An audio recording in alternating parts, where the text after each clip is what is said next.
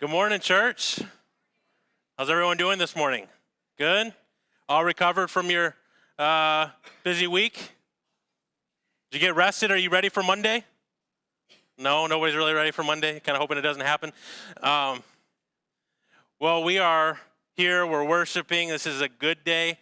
And always excited to be back in God's Word. But we are now starting to see this series wind down. We've already acknowledge that there's a new series in 2 weeks going through the book of James.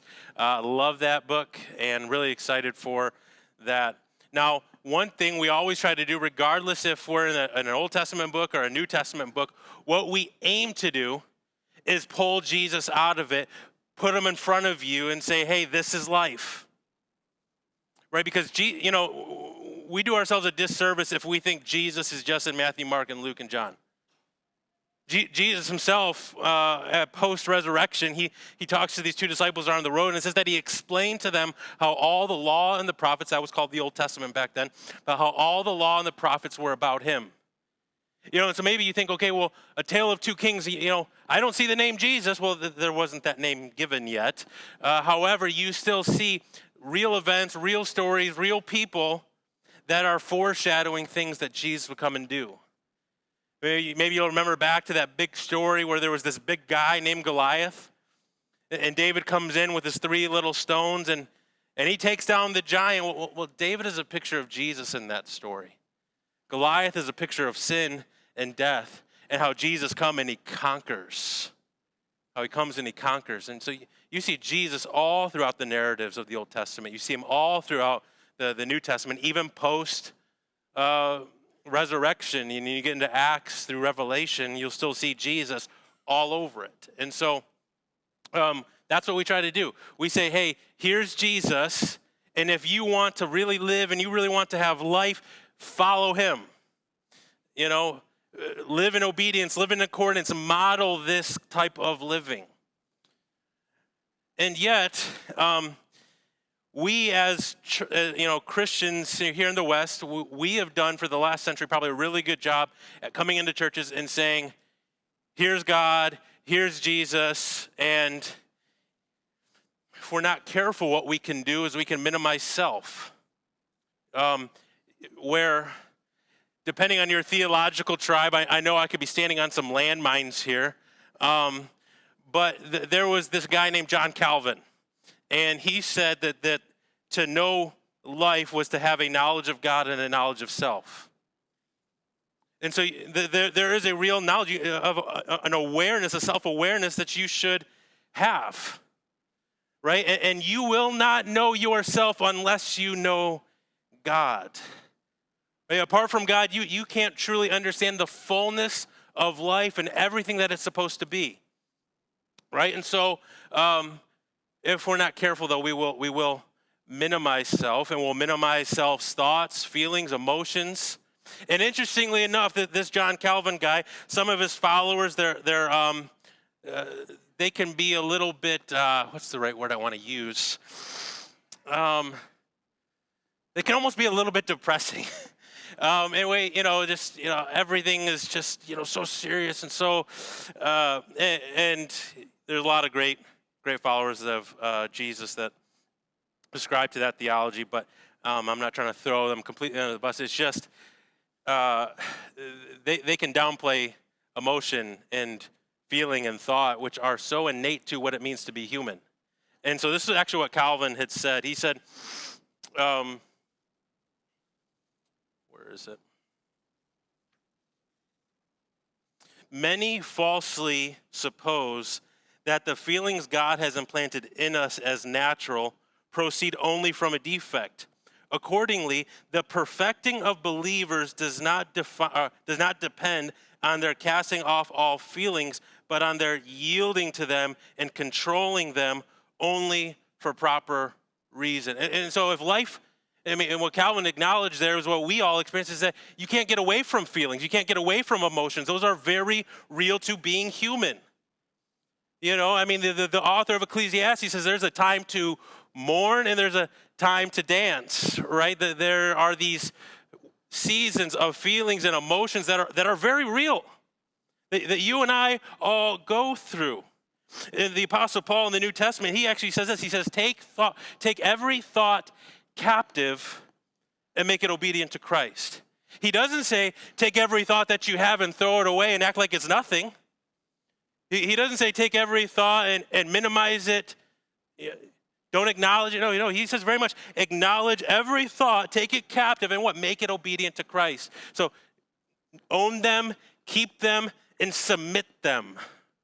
Right? I mean, this is the life of a believer. We don't deny feelings and emotions or thoughts, but yet we submit them to God and his word. And so our feelings must be informed. They must be informed. And so humans experience a celestial amount of emotions, both good and bad.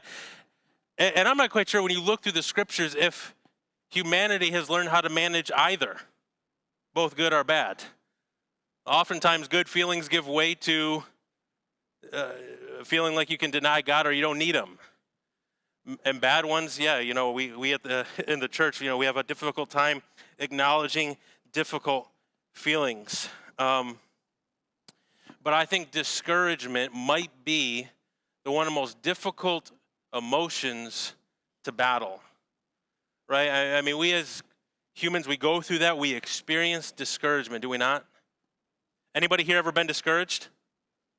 Anyone discouraged right now? I love the honesty, right? I mean, discouragement is very real, and oftentimes your level of discouragement is predicated on your level of loss. Almost all discouragement can be attributed to some loss. Loss of relationships, loss of loved ones, loss of finances, loss of a job, loss of dreams and hopes, aspirations, loss of health. Right? Oftentimes, loss gives way to discouragement, and depending on the level of loss or depending on the level of discouragement will be directly correlated to your level of loss.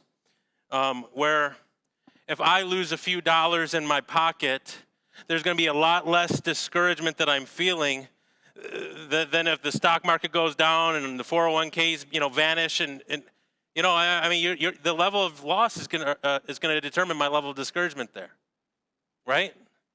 I mean, most people can stand to lose a few bucks, but to lose everything in way of finances, no, that'll bring a different level of loss, a different level of discouragement. If your goldfish has to get flushed, nobody wants to flush down Goldie, but if Goldie has to go down, more than likely, your level of discouragement is not going to be the same as if you lost a loved one, right? And even things that are special to us, right? Shortly after getting married, we went on a vacation to the Caribbean, and I had lost my wedding ring while we were there. It was something really precious, right? It was something that was the day, where you make these vows to love each other forever, and it's somewhere in the ocean. At least that's what I think. It's lost. If I knew exactly where it was, then. But no, that was a loss that did bring a level of discouragement. But I didn't know it was lost until I got back to the room. But had I gotten back to the room and Karen was nowhere to be found, that would be a greater loss, right? If there was like a taken scenario that happened, I'd have to call up some mobsters and say, I will find you, and I will kill you. Right? I mean, even that, something that was precious to me, it doesn't compare to my wife. I mean that ring, it's an object, it's a reminder, but it's not my wife. It's not our love, right? And so different levels of loss give ways to different levels of discouragement. And as we go through this life, we experience various levels. From the time that you're born to the day you are today, chances are you've experienced various levels. And I went through this grief and loss chart one time and recently, probably in the last 6 months. And it was interesting really to begin thinking about, when do you remember the first important thing that you lost, whether it be a relationship, an object. And I remember I went to Olive Garden Preschool in Royal Oak, Michigan, and I remember a good friend that I had named Jackson. And for whatever reason, like 2 weeks before we were graduating from preschool, he just stopped coming. And I was like devastated because where's Jackson? He's my best friend. Like, at that moment, you don't have that perception that friendships don't last forever, right? I mean, that they can come and go. And so it was the first time I remember experiencing loss. And then it was like from there, just trying to remember, losses. Every time you leave a church, every time you leave a job, every time you lose a relationship. I mean, all of those are losses. And if we don't take those serious, if we don't actually acknowledge the loss, it can give way towards the grief and discouragement. And we have to work through those things. And so if loss is a part of the script of living in a fallen world, then there is the inevitable battle of discouragement that you and I will face. And so the question becomes, how will we fight against discouragement? Right? I mean, again, I asked for a show of hands, and all of you raised your hands. I mean, discouragement has been part of your story, maybe something you're currently walking in. But my question is, have you learned to battle that? Have you learned ways of waging war against discouragement, pushing back? Because you see, David in this chapter, we see him, in chapter 30, it goes from when it rains, it pours.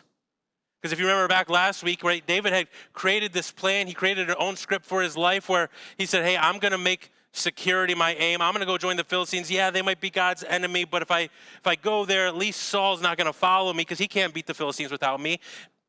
But as they're marching towards Helm's Deep, right, as we kind of talked about that Lord of the Rings illustration, they're in the back with King Achish, and eventually the commander says, he looks back and he sees these guys and he says, they don't belong here.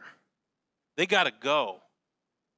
And so ultimately, Achish says, hey, David, I love you. You've been faithful to me. But these commanders aren't comfortable with you. You got to go. And David goes kicking and screaming. He doesn't want to go. But ultimately, he does go. And then in our text this morning, right, David his plans got lost. His security got lost. And then he shows up back home. And what he sees is a town turned to ashes.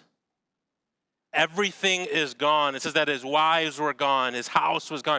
The cattle was gone. I mean, everything dried up. And so there's a real level of discouragement that you'll see from this story. And then you'll see how people respond to that said discouragement differently. And so, you and I, we have to distinguish how and what are we going to do in these kinds of moments, right? Because just like David, where he loses everything, I know that there are those in here that have experienced immense loss. Relationships, finances, health, loved ones. Right? I was talking with my wife Karen right before, this morning we were talking through the message, and I said, people have lost homes in this place in this last year. Right? Kim, I mean, lost a home to a fire. We've had people lose loved ones. We saw people lose health. We saw people lose finances here this last year. And so when I was like, okay, when we're talking about loss today, we're not talking about some external thing that isn't prevalent to right here, right now. No, this is prevalent to right here, right now, because all of you, have had those moments of intense and immense loss. And that's right here, right now. And so when discouragement sets in, what's our plan? I'm reminded of what the Apostle Paul says in 2 Corinthians chapter 4, verses 8 through 9, when he says, turn into it.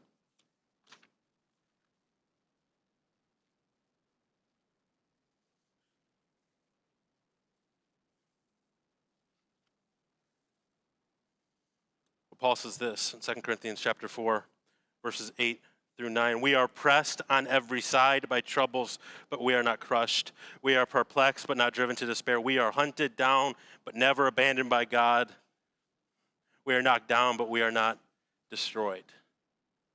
Right? Or the Apostle Paul, right? He got to that place where he was able to realize that, hey, there are losses all around us. There's troubles all around us. There's difficulties all around us. And he even gets to the point where he says, I'm perplexed.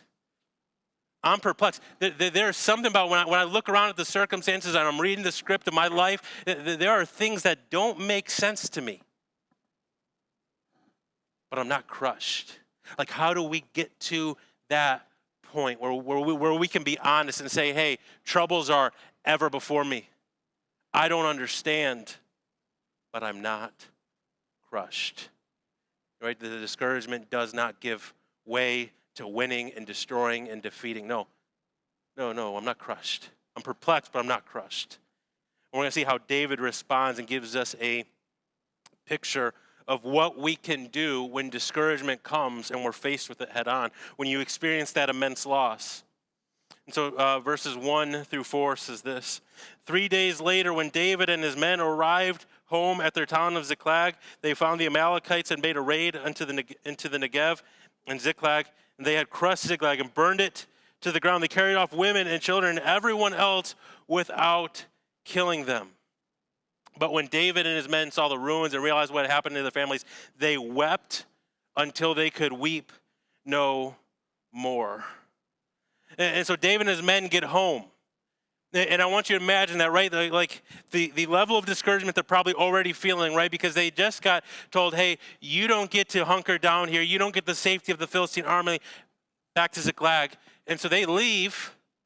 And now they're on this journey. And as they're journeying, I would imagine they could see the ruins of the city from a while back, right?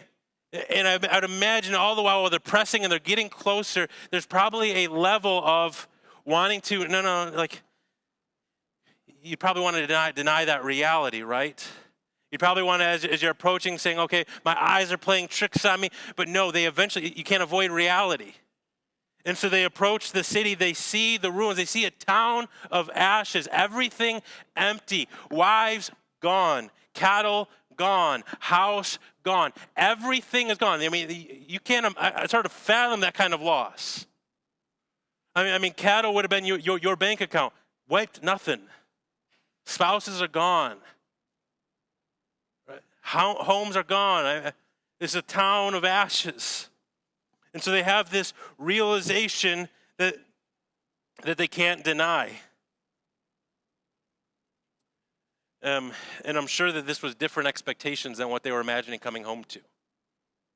I mean, these are guys, right? They just came from this journey. They're thinking they're heading home. Maybe their wives are going to meet them and have a meal all prepared for them and a stoked fire so they can relax. Maybe that's what they're anticipating, but no, they come back to a very different set of circumstances. And as these men, these warriors are coming home, they don't come home to a letter of explanation. It wasn't like a sign on the door, hey, went out to get groceries, coming back later, see you soon, love you, bye. No, come back to nothing.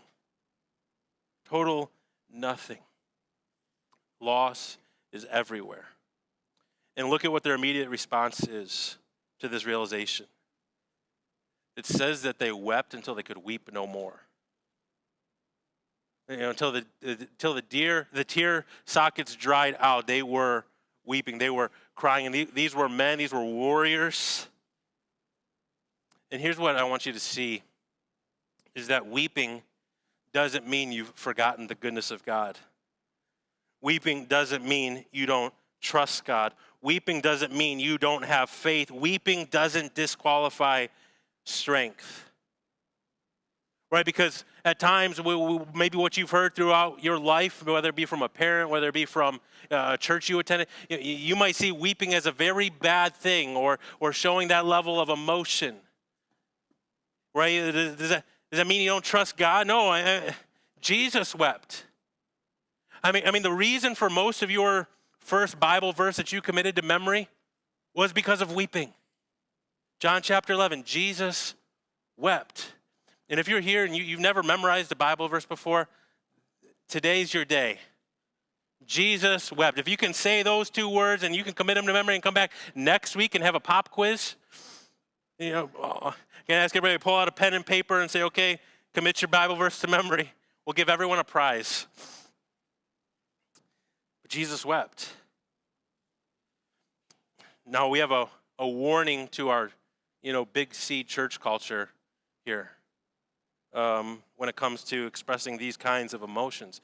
What you don't see is David doesn't approach his town, and it's not like he just falls down on his knees and he just says, hey, what man meant for evil, God meant for good. Right? Loss can be a blessing. But that was not David's response. It wasn't like he came and he said, okay, God, I see your hand in this. It wasn't like the men say, okay, God must have a purpose to all of this. It says that David and his men fell down and they wept until they could weep no more.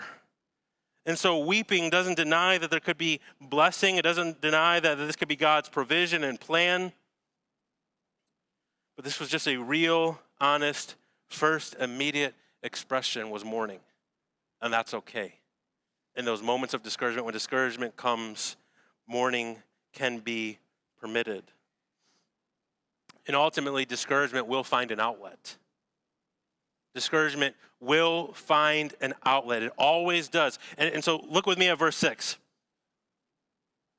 David was now in great danger because all of his men were very bitter about losing their sons and daughters, and they began to talk of stoning him. But David found the strength in the Lord his God. And so immediately what his men begin doing is they begin to talk with each other and they say, hey, we're feeling bitter, we're feeling discouraged, and the outlet, the thing that we think is going to help us is by going and killing David because he's the problem. If it wasn't for him, this never would have happened. And so that's where they want their discouragement, that's where the outlet that they want it to go to. Is they think that killing David is the answer to how they're feeling, that discouragement that they're feeling. And here's the thing, here's the reality, that if we aren't careful, we will allow our discouragement to give ways to very unhealthy outlets. Right? Maybe in marriage, you've experienced discouragement, right? Difficulties, conflicts. If you're not careful, or if you're not aware of temptation, that discouragement could give way to having ideas about finding love in other places.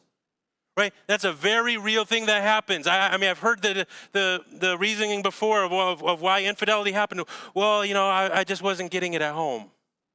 Or, I just wasn't being cared for. I wasn't being loved on. And so the natural outlet was, okay, well, I'm going to go find it somewhere else. Or hey, when difficulty at work is happening and there's loads of stress, the bottle looks like a very tempting option. Because it can soothe that pain, it can soothe that discouragement, and get you ready for 6 a.m. the next morning. Or when finances are tight and that discouragement becomes a real problem in the home, there is that level of cheating on your finances. Right? I mean, there's that old ethical question that if you were poor and your family was hungry, would you steal bread? That seems like a tempting option. Right, but stealing is never okay. Right, I mean, you just make that blanket statement up front. What is most true about stealing is that it's never okay. So you attribute that to any scenario, right? So we have tempting, unhealthy outlets to discouragement. And if you're not aware of them, if you're not aware of the temptation and the fight, these will become very real very fast. But there's healthy outlets to discouragement. The scriptures give us direction and guidance on what to do when discouragement comes. And these men that are feeling discouraged, they're rightly feeling discouragement. Right? It says that they're mad at David because why? Their sons and daughters have been captured. And these guys believed that the best way of dealing with that discouragement was to kill David. Wouldn't have been a healthy outlet. But David turned to God. When life is unfair, when life is hard, when life kicks you in the soul, because it does, what do you do with that discouragement? David here, it says that he turned to God.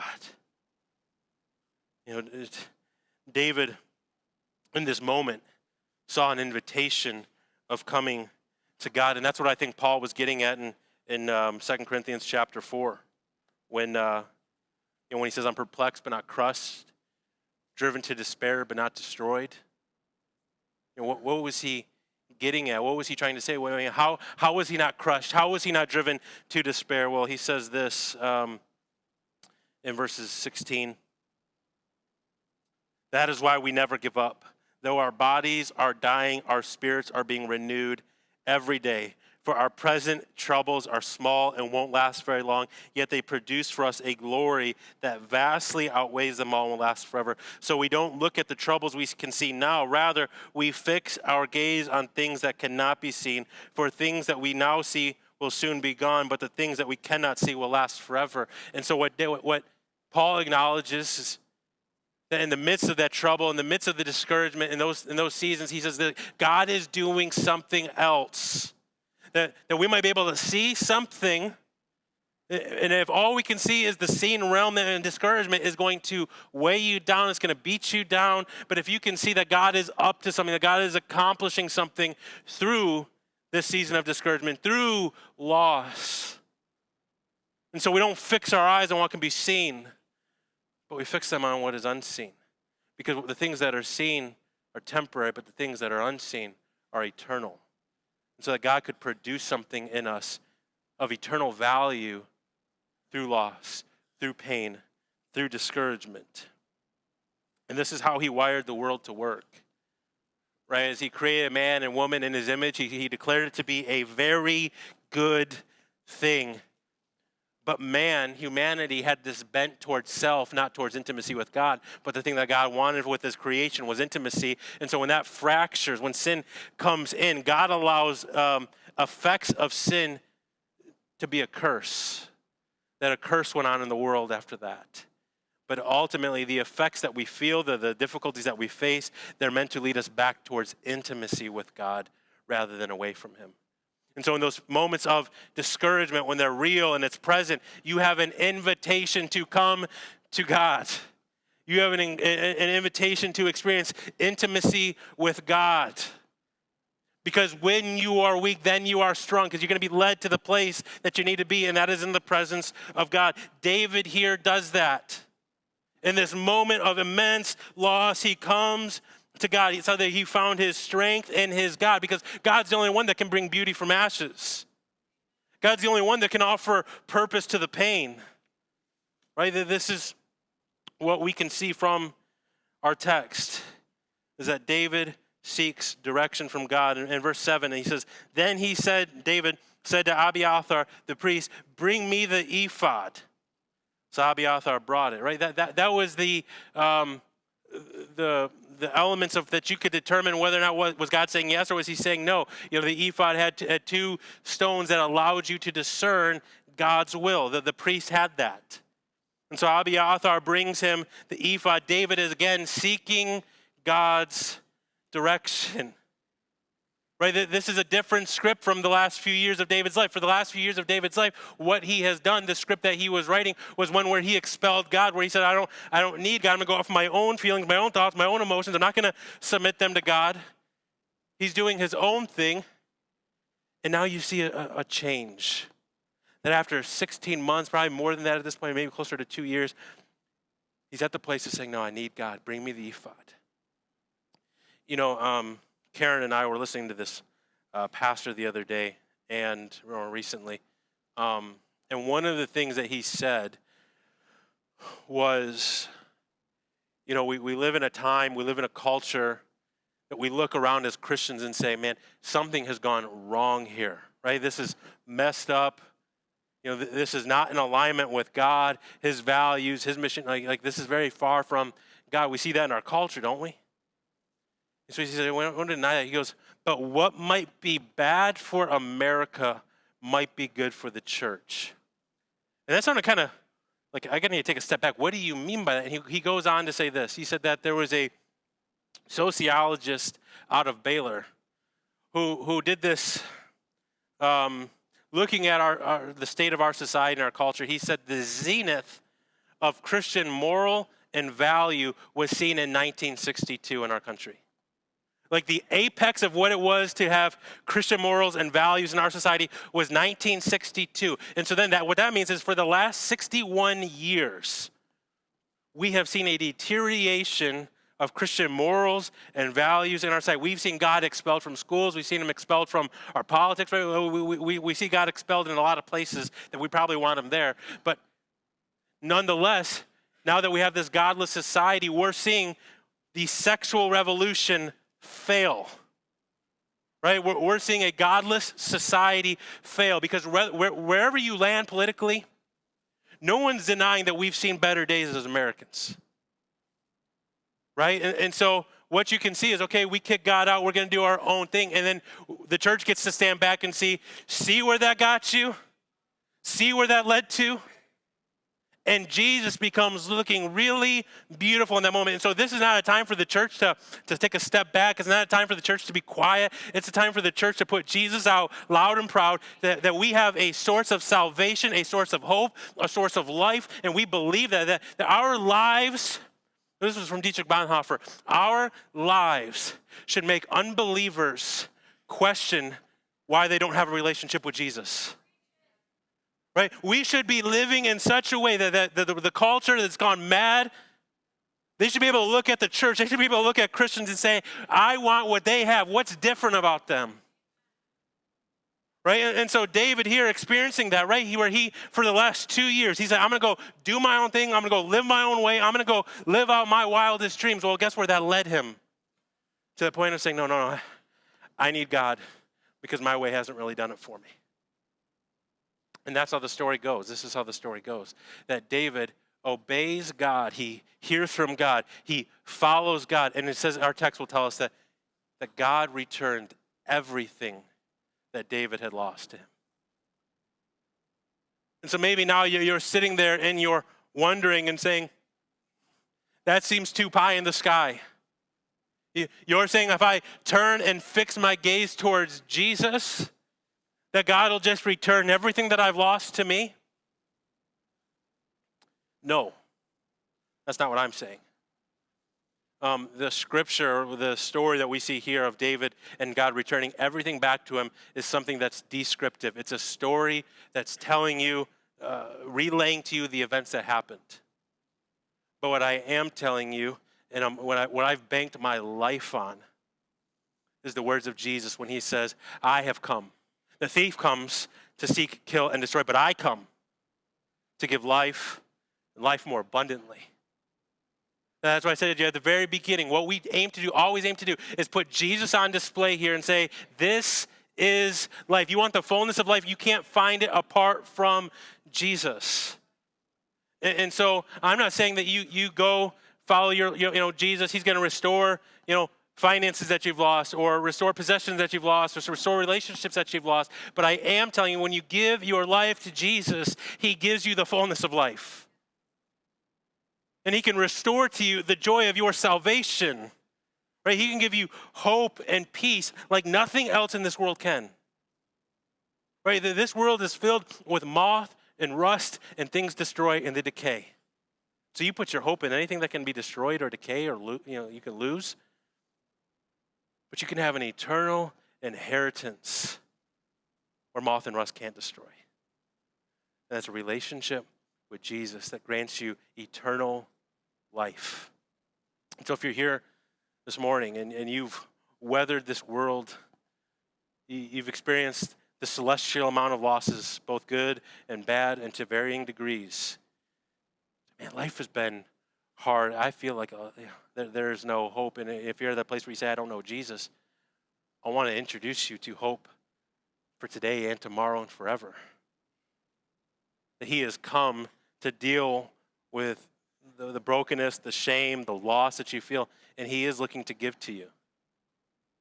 Not just looking to take, reading this book isn't just something that's good to do, but it's something that's good for you, that it can change you, right? Like we don't just do this because it's a good thing to do. We do it because it's a good thing for us, for our health, spiritually, physically, emotionally. This is good for your health. And Jesus, again, he's the one that offers life and life to the fullest. And so that's the invitation to you today. If you're looking for life, hope, meaning, and purpose, and you have not surrendered your life to Jesus, today I want to invite you into that. It's through confession and repentance. And so if you were to confess with your mouth and believe in your heart that God raised Jesus from the dead, you would be saved. So there's no magical prayer, just the honest confession of the heart of, I need you. I need you. like David. I've gone my own way. I've done my own thing. I need God. My way hasn't done it for me. So if you're ready to submit to God today, that's your invitation. And for those of you that maybe say, hey, no, I do have a relationship with God, but it has been a bit of a weary season, and I have tried to find, I have stumbled into my own ways. You're just invited back. Just invited back to stand up and to fix your gaze on God. Let me pray for us.